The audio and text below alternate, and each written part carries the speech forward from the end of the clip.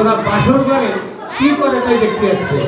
নাতি জামাই এবং নাতি বাসর করে কি করে।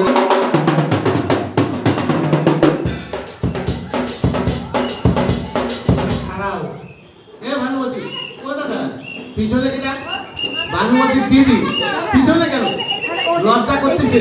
কারণ কোনো ভালো কাপড় চোপড় নাই, শুটো হয়ে আছে। ঠিক আছে, এইবার একটু মুখখান দেখাও।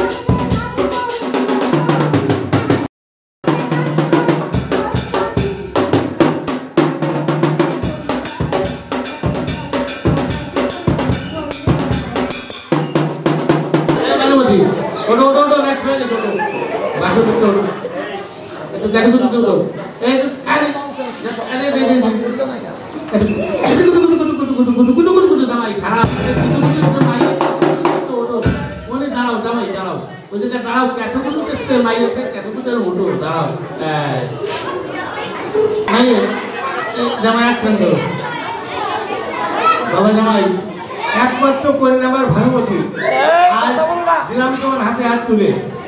আমার যদি কোনো মানে মাইয়া যদি কোনো অপরাধ করে তুমি ক্ষমা করে দিও, মারদান করো না, আস্তে আস্তে চলে যাও।